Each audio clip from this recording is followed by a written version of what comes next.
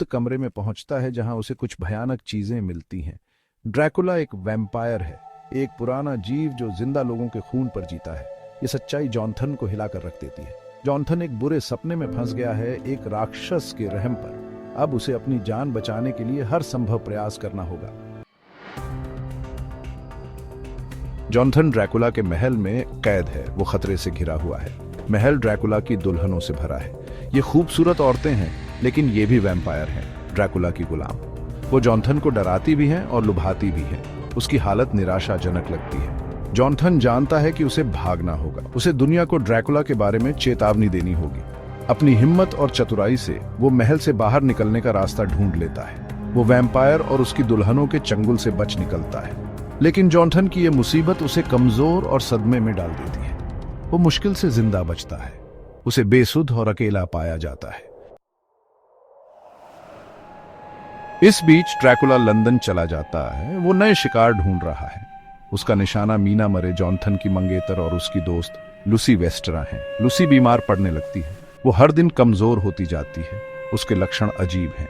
उसकी गर्दन पर 2 छोटे से निशान दिखाई देते हैं। डॉक्टर्स हैरान हैं। लूसी की हालत बिगड़ती जाती है।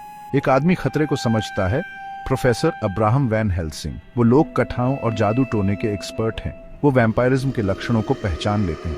वैन हेल्सिंग लूसी को बचाने की कोशिश करते हैं। वो लहसुन और क्रूसीफिक्स का इस्तेमाल करते हैं, वैम्पायर्स के खिलाफ पुराने जमाने के हथियार। लेकिन ड्रैकुला की ताकत बहुत ज्यादा है। भाग 4। शिकारी एकजुट। वैन हेल्सिंग की टीम ने संभाला मोर्चा। वे जानते थे कि अब समय आ गया है कि वे एकजुट होकर इस बुराई का सामना करें। लूसी वैम्पायर के श्राप के आगे हार जाती है। उसकी आत्मा अब अंधकार में डूब चुकी है। वो खुद एक वैम्पायर बन जाती है। उसकी आंखें अब खून की तरह लाल हो चुकी हैं। ये एक बहुत बड़ा दुख है। उसके दोस्तों और परिवार के लिए यह एक गहरा आघात है। वैन हेल्सिंग जानते हैं कि ड्रैकुला को रोकना होगा। ये उनकी सबसे बड़ी चुनौती है। वो वैम्पायर का शिकार करने के लिए एक ग्रुप बनाते हैं। यह ग्रुप पूरी तरह से तैयार है।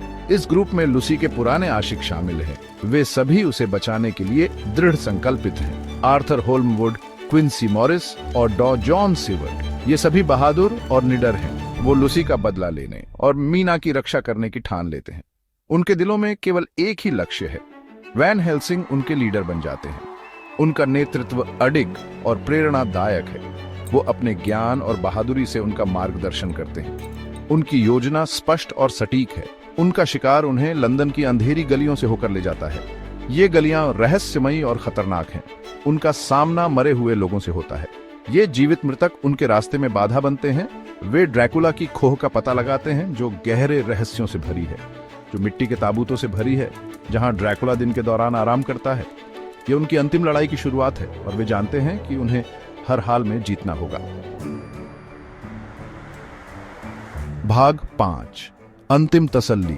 समय के खिलाफ एक बेताब दौड़। ड्रैकुला चालाक है। वह शिकारियों से बचने के लिए अपनी शक्तियों का उपयोग करता है। वह मीना को अपना मोहरा बना लेता है, उसका खून पीता है और उनके दिमाग को जोड़ देता है। मीना के ड्रैकुला से कनेक्शन के जरिए वैन हेल्सिंग और उसके साथी काउंट की गतिविधियों पर नजर रख सकते हैं, लेकिन उन्हें सावधान रहना होगा। ड्रैकुला उनकी योजनाओं पर भी नजर रख सकता है। पीछा एक अंतिम हताश टकराव में परिणत होता है। शिकारी ड्रैकुला का पीछा वापस ट्रांसिल्वेनिया तक करते हैं। वे जानते हैं कि उसे रोकने का यह उनका आखिरी मौका है। एक रोमांचक लड़ाई सामने आती है। ये अच्छाई और बुराई के बीच की लड़ाई है। मीना और दुनिया का भाग्य अधर में लटका हुआ है। भाग 6। राक्षस का पर्दाफाश। ड्रैकुला के विषयों की खोज। ड्रैकुला सिर्फ एक डरावनी कहानी से कहीं ज्यादा है। ये एक गहरी और जटिल कथा है जो कई महत्वपूर्ण विषयों की पड़ताल करती है। ये गहरे विषयों की पड़ताल करता है जो आज भी प्रासंगिक हैं। एक प्रमुख विषय है अच्छाई और बुराई का टकराव, जो कहानी के हर पहलू में देखा जा सकता है। वैन हेल्सिंग और उनके साथी अच्छाई और प्रकाश का प्रतिनिधित्व करते हैं, जो ड्रैकुला के अंधेरे के खिलाफ लड़ते हैं। वे ड्रैकुला के अंधेरे के खिलाफ लड़ते हैं, जो बुराई और अंधकार का प्रतीक है। कहानी अज्ञात के डर पर भी प्रकाश डालती है, जो मानव स्वभाव का एक महत्वपूर्ण हिस्सा है। ड्रैकुला प्राचीन किंवदंतियों का एक प्रभुत्व उन चीजों का प्रतिनिधित्व करता है जिन्हें हम नहीं समझते और डरते हैं। यह अज्ञात का प्रतीक है। उपन्यास विज्ञान और अंधविश्वास के बीच अंतर भी दिखाता है, जो उस समय की सोच को दर्शाता। ब्लैक एंड व्हाइट फिल्मों से लेकर आधुनिक व्याख्याओं तक ड्रैकुला फिल्म निर्माताओं और कलाकारों को प्रेरित करता रहता है।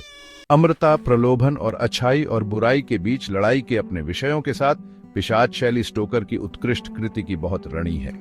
ड्रैकुला एक सांस्कृतिक प्रतीक बना हुआ है। यह साजिब करता है कि कुछ कहानियां कभी नहीं मरती, वे जीवित रहते हैं, खुद पिशाचों की तरह, हमेशा के लिए ताजा खून के प्यासे और नए दरभागियों को मोहित करने